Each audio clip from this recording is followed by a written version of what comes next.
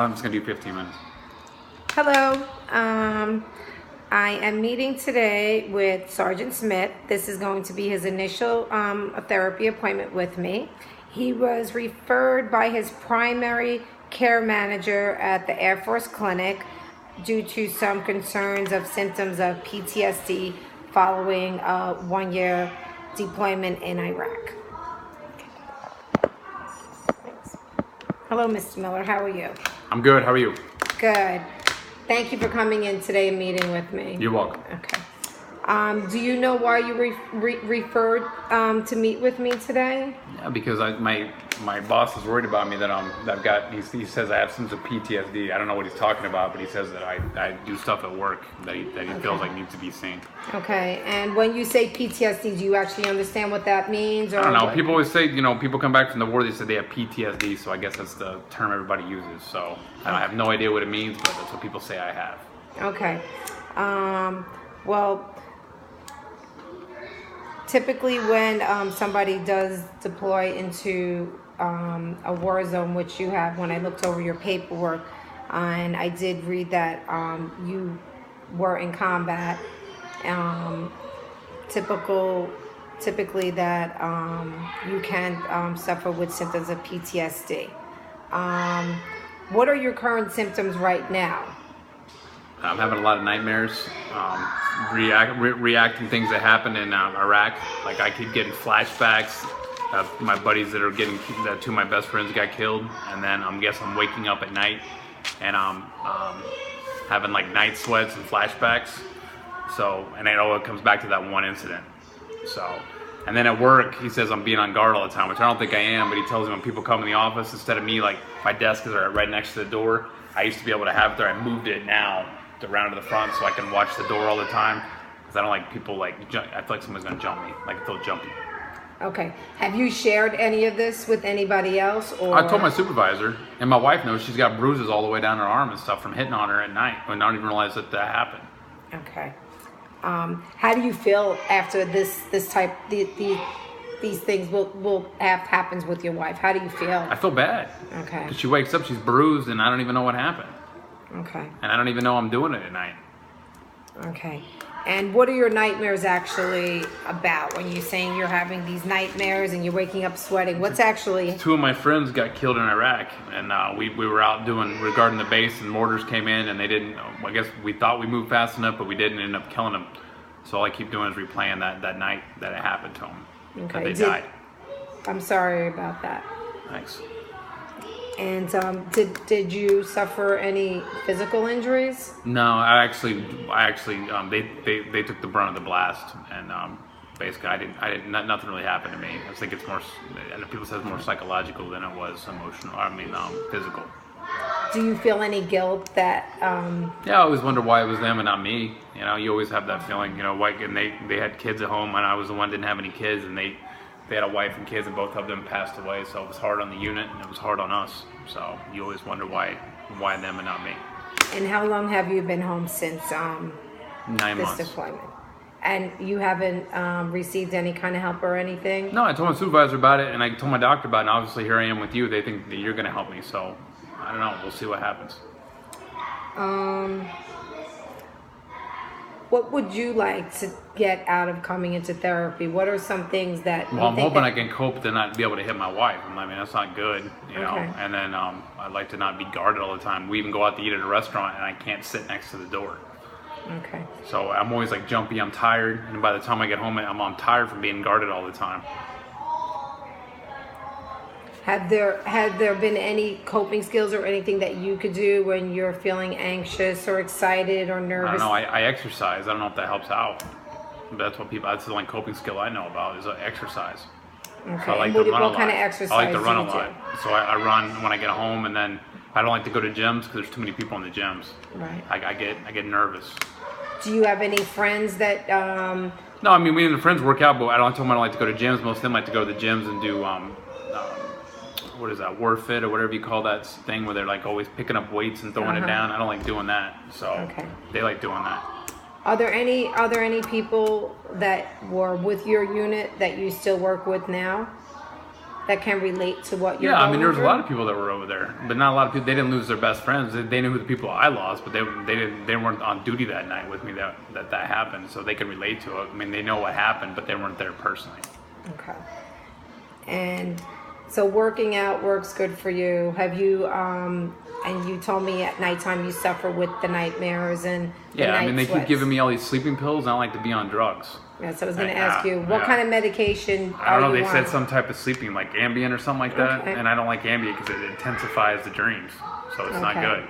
So you're getting, okay. Like it gets worse. Okay. Have you spoken to your doctor Yeah, about? I told him, and he said that I still need to keep taking it, but I don't want to take it because it makes me hit my wife. Like I guess like when I take the Ambien at night, it intensifies the dreams, and I end up hitting her more. Are you taking it now or are you not taking it?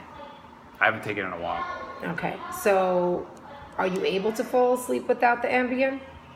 No. Well, I mean I can, but it takes a while. Like I only get like 3 or 4 hours of sleep at night. Okay. So I don't get a listen. full night's rest. And what are you doing during the night? Are you in the bed or are you? No, I'm laying next to pacing? my wife sleeping, but I mean, when I do sleep, that's when she Right. says I wake up and I start hitting on her because I guess I have that same nightmare over and over and over again.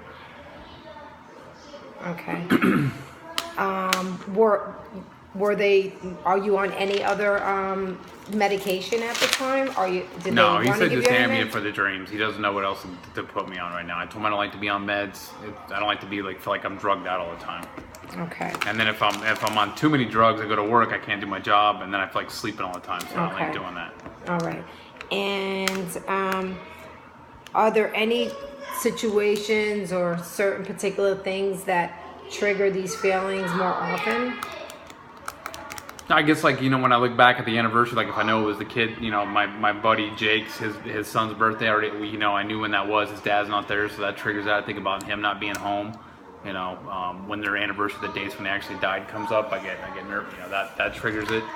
So and then if I see certain movies on TV, like war movies or something like that, then that can trigger the flashbacks. Okay.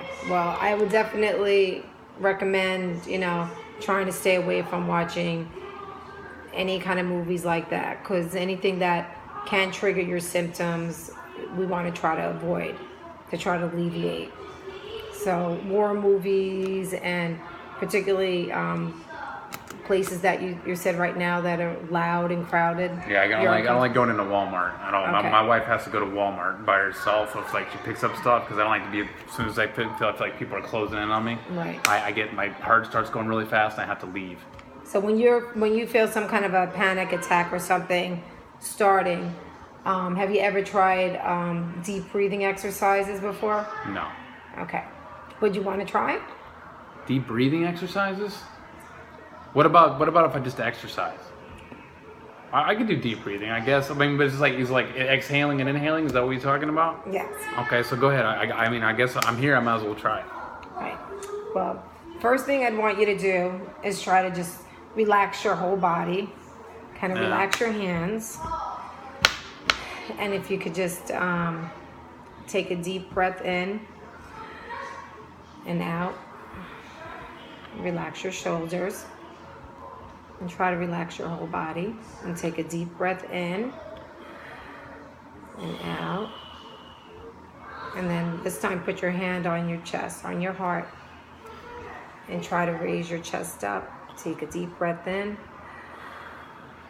And one more time, take a deep breath in and out. Okay, and then just, you can take your hands off, open your eyes whenever you're comfortable. And simple techniques like that, like deep breathing and relaxing your mind and your body, could actually decrease the chances of the anxiety building up, And other things that you can do also is if you feel your body getting tight and tense, like you said, you're getting anxious, there's something called progressive muscle relaxation techniques, which would be, let's say, get your hands and make a fist really tight, as tight as you can, and then kind of relax. And now bring your shoulders up really tight, and then back down. And again, one more time, bring your shoulders up tight, squeeze, and just bring them back down.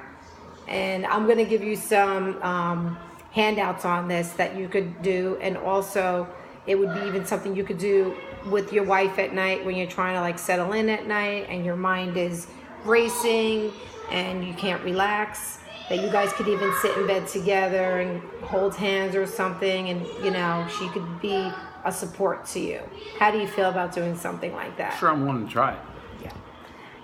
And the other circumstance that you brought up was when you're at work and you're feeling like that. Obviously, you're not gonna start doing that in the middle of your office, because that would that make you uncomfortable? Yeah, embarrassing. Right. Okay. Are you able to walk out of your office Yeah, and take a break and go to your car? No, I can go outside. I don't know if I go to my car, but Or just to take a break? Yeah. Okay.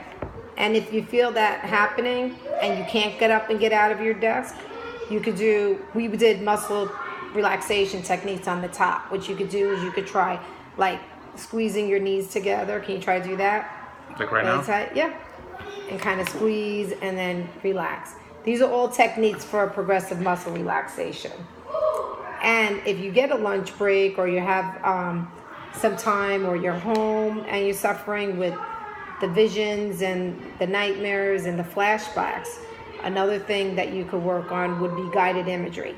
And what that does is you would picture something really beautiful or a beautiful place in your mind. And what's something beautiful that you like to see or you like to go to? The beach.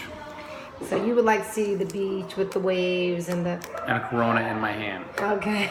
It's relaxing. Yeah, we'll be talking about your drinking also on our next session. But guided imagery would be something where you could kind of visualize something beautiful in your mind. And we're going to work on that in our further sessions. You know, do you think these kind of techniques could possibly be helpful? Yeah, I'm willing to try it. I don't know. I haven't tried it yet, but I'm willing to try it. Okay, well, I appreciate that. You know, you're willing to, try different things. And most importantly, you know, coming into a therapy session. Would you be open to one day having your wife attend an appointment with you? Sure. Okay. That's fine. And is she supportive of you being in therapy? Mm-hmm. Okay. And do you have any questions for me? No, ma'am. Okay. Well, our sessions are going to be approximately 60 minutes each week. An hour? That's a long time. Yes. An hour every day? No, each week. Each week. Oh, one session a week. It'll be one session per week. Wow, because I don't know if I get that much time off. Right. It'll be one. I think it would be important for you to come. All right. It would be once a week. There might be things that I'm going to have you doing. You know, you're going to be working on goals, and even when you're not in your sessions. Okay. So that would be something that I would need you to commit to also. Okay. Okay. And that would be it. And I'm available for you. You could have my number, leave me messages. However, I am not on call 24/7. Okay. Do you have a emergency plan or anybody? Yeah, I do. I can call my first sergeant. Okay. All right. And you did say, I did read in your report that there are no suicidal ideations or thoughts at this time. No. Okay. And if that does happen, you know, you feel free to talk to me about that or talk to somebody. Okay. Okay. Okay. All right. Well, it was nice to meet you. Nice to meet you too. See you next time.